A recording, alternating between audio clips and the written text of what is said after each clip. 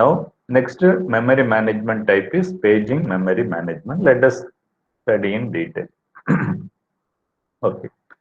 First point, paging is again a memory management scheme. Another memory management scheme, listen carefully, that permits or that allows the physical address space of a process to be non-contiguous. What is physical memory or what is physical address? The address that is taken care by the operating system or taken care by the memory. It is not user address. Physical address means main memory address. Okay, where you are going to store your program. That is main memory address. That address of a process to be non-contiguous or not necessarily to be continuous. First breaking point. Okay, so now if we want to store a process in the main memory, your process not necessarily to be continuous at the time of storing. Okay, as same as linked list. If you have 10 data, what is the requirement to store 10 data into the memory as far as linked list considered? I need 10 empty spaces, but not necessarily to be continuous. Okay, likewise, here also in memory, suppose your process size is 100 KB. Okay, in memory, not necessarily. So we don't want or no need to wait for 100 continuous memory spaces to be available in main memory. Even though if it is not continuous, we can allocate. That is paging memory management. I hope you understand that. Okay, in contiguous memory allocation, my process size is 100 KB means I want a continuous 100 KB in the main memory. In paging memory management, my process size is 100 means in memory, it is not necessary to be continuous free space. Okay. Even though the memory free spaces are not continuous, I can store but one condition. What is the condition? If you combine all the free spaces, surely it should come greater than or equal to 100. Okay, so my process size is 100 KB, but total available space is 90 KB. Then it is not possible to store. Okay, so first and only requirement is I need total empty spaces in the main memory that matches my process size. So my process size is 100 KB, free space is 110 KB, I can allow. Free space is 99 KB, then also it is not allowed. So less than, equal to or greater than size I need. Okay, hope you understand. Let us see what is paging management and how it is we are going to allocate using paging memory management. Okay. So the basic method for implementing this, okay, non-contiguous. We are having two important points. If you understand this, then almost understanding paging is over. Okay, listen carefully. Breaking physical memory. So once again, I'm talking about physical memory means main memory. Okay, breaking physical memory into fixed size of pages and breaking each page into fixed size of blocks called frames. Okay, in the next slide, I will draw the diagram and explain. Just for definition, you understand this. What I'm going to do is main memory is there. I am going to divide the main memory into various partitions of equal size. That is very, very, very important. Okay, so I'm going to partition the main memory into various pages of equal size, first point. And each page, I'm going to partition into blocks called frames of again equal size. Okay, so main memory is divided into pages of equal size. For example, your main memory is 100 MB. I am going to divide the main memory into 10 partitions. So what should be the size? 10 MB. Each partition of size 10 MB. That is each page of size 10 MB. So you will get 100 MB. Okay. Now take first page. First page is size is 10 MB. I am going to divide this into 10 partitions of size 1 MB. If you say, sir, one partition 1 MB, second partition 2 MB, that is not allowed. Okay, equal partition. Okay, that is a divisible partition. Okay, divisible partition. Suppose if your page size is 12 MB, if you are going to divide into 3, it must be 4. Correct. If you divide by 5 MB size, 2 5 will be there and 1 2 will be there. That is not allowed. So that only I am repeatedly telling of equal size. This is main memory. Okay. Second important point is see breaking logical memory. Logical memory means what program you are writing. That is user program. Before submission into consider main memory. I am dividing main memory into various pages. See, this is page number 1. Okay. For easy understanding, I am dividing it into 4 partitions of size 25 MB. Okay, this is 25, this is 25, and this is 25. Now, again, I'm dividing the memory into another page.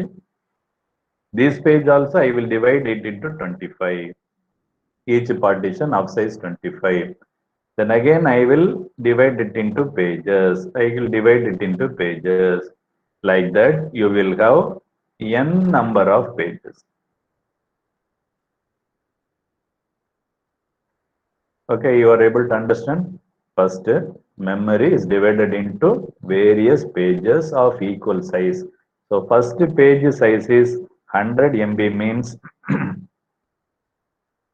so first page size is 100 MB means this page size also 100 MB.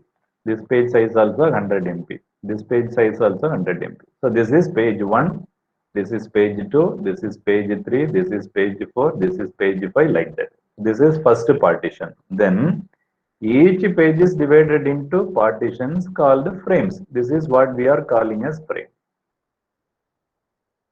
Okay, each page is again divided into partitions again of equal size. Okay, here 25, 25, 25, 25 only. I hope you are able to understand. Okay, some textbook will not divide it into pages. They will divide it into frames only. That also correct. Okay, they will not use this much number of pages as I have given. These pages they will not give. Okay, they will give one single page only. Entire memory they will consider as a single page, and that page is divided into various partitions, and each partition will refer as frame. This is main memory side.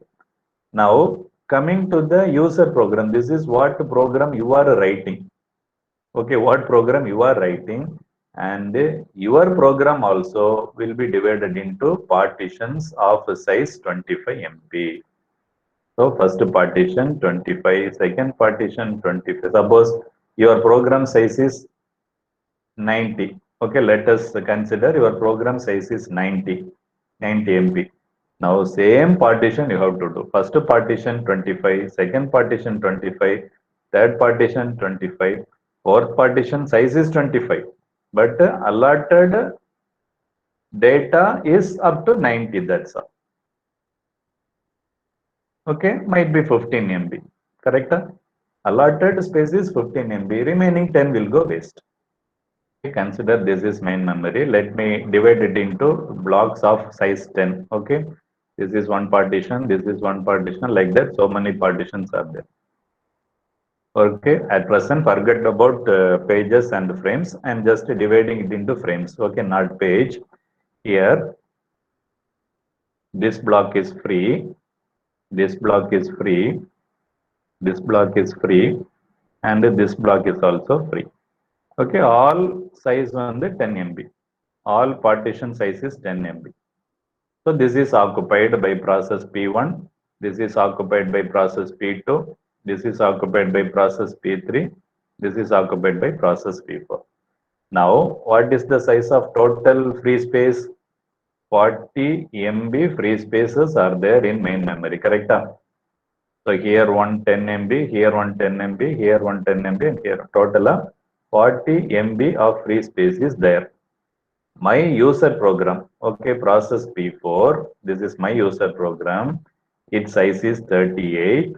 Now my question is it possible to store my process in main memory or not? According to contiguous allocation, it is not possible because according to contiguous allocation, I need 40 MB free space that is continuous. Okay, continuous free space I need of 40 MB in contiguous memory allocation. But in paging, what we told, not necessarily to be continuous. So what I will do is, again, I will divide my program into partitions of size 10. First partition 10, second partition 10, third partition, fourth part. Partition size is 10. So here first 10 lines I will store. Here another 10 lines. Here another 10 lines. Here 8 lines I will store. 2 lines will go waste. That we cannot do anything. Okay, now I will divide my program also into various partitions and listen carefully. First partition. Okay, this is free partition I will store here. Second partition I will store here. Third partition I will store here. And the fourth partition I will store here. That's all. Exactly as the same as linked list. Okay. Now the question is, how come the user or how come the operating system knows that first block is in this place, second block in this place, third block in this place, fourth block in this place? Because they are located in various places. Linked list, what we will do? We will divide the empty space into two parts, one part for data and one part for memory address. Correct? By seeing the memory address, OS will go and locate the next data.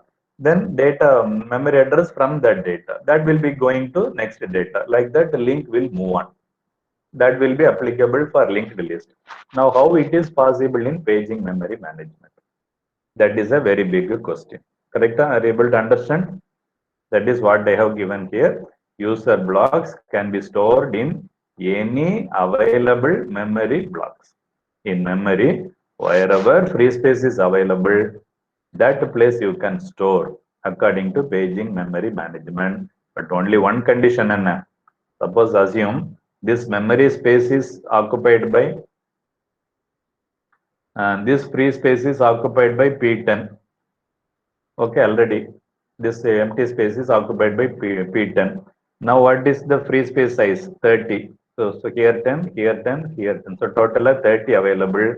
Now you cannot store this program, entire program onto main memory. You can store only if you have comfortable empty spaces, but maybe in any place or maybe in any location, not necessarily to be continuous. Okay. You can ask one question, sir. If it is continuously available, what we have to do? Well and good, no problem at all. You can store continuously. Okay, if it is continuously available, it is very easy for us. Directly you can store it. There is no any rule that you should not store. You should store in different places only, not like that. If continuously available, you can store. If not continuously available, also you can store.